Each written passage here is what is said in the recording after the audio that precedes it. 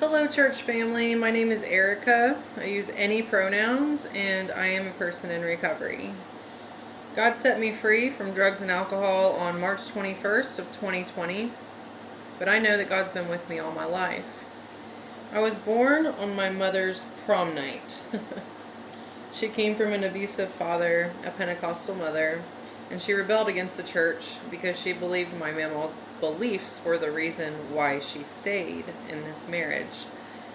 In some ways, she wasn't wrong.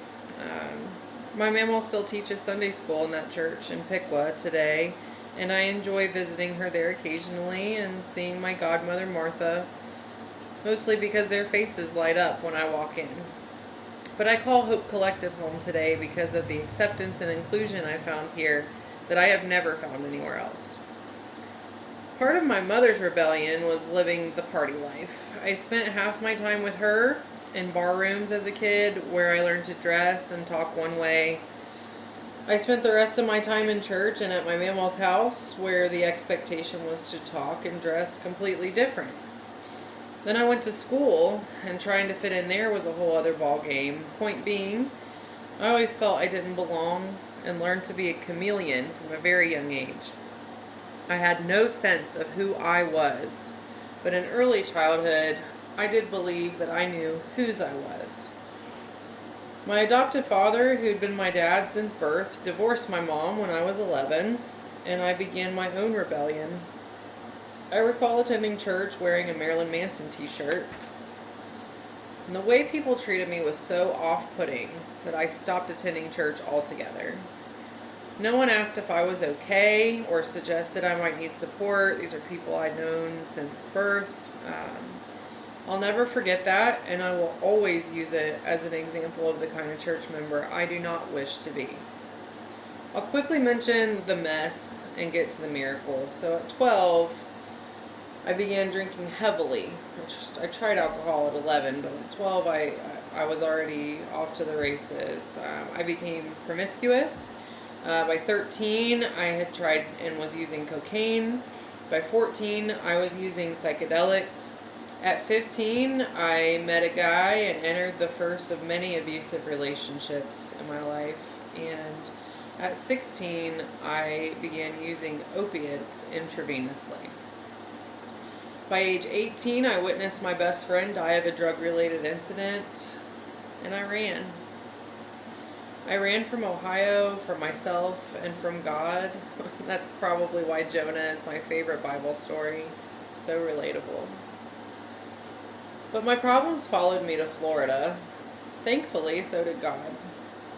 I'll spare you all the gory details, but my bottom was low. One day, having been awake for at least 72 hours, in the dilapidated trailer where I was living, if you'd call it that, I cried out to God for help.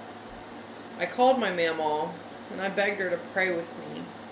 I remember a light beam shining into the darkness and felt the loving hand of God upon me as I sobbed on the floor, crying, "Please help me, I can't do this anymore." To make this long story very, very short, I booked a 6-day trip to Ohio. I got an OVI on day 2, leaving the brewery.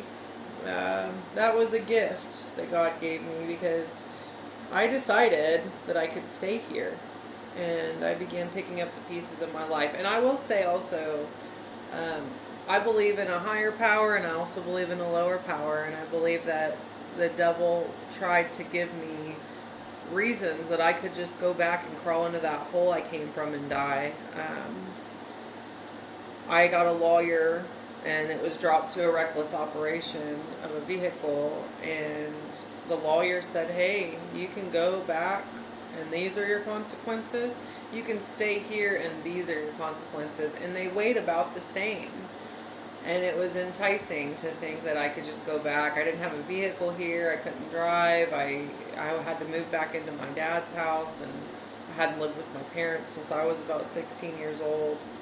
So I really believe that I heard that still small voice telling me that I needed to stay here. My papa was really sick, and he's since passed on, but I got to connect with him before he died, and I got a lot of gifts that I wouldn't have gotten if I had chosen to just go back to where I had come from. And I know that that was the hand of God protecting me.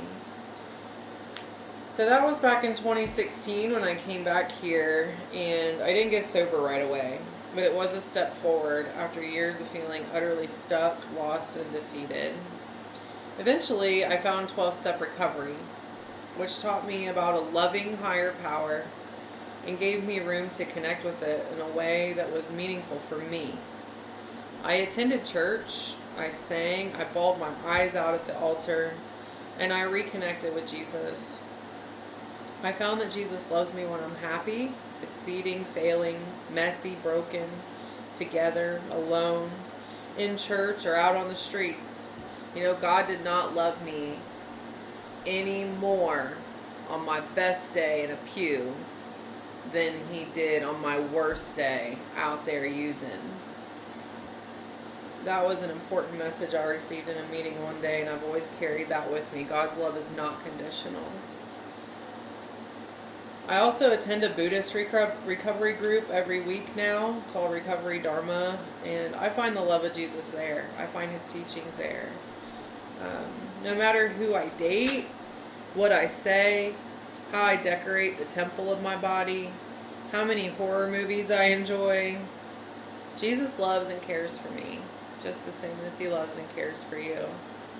My faith, my family, and community have been restored because I stopped running away from God, from myself, and I started to seek Jesus in the faces of my fellows. I get to be a servant today.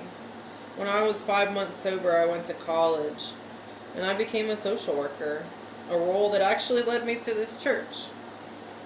I get to be a friend and a neighbor. I get to be a member of my family. I get to be somebody that I can look in the mirror and be proud of today. I get to come here on a Sunday morning and worship the God that saved me, the God that created me, the God that loves me no matter what. And I get to be here with all of you wonderful, amazing people. And I just thank you so much for creating this safe space, and for loving me, and for loving each other, and for loving this community. Thank you for letting me share the hope.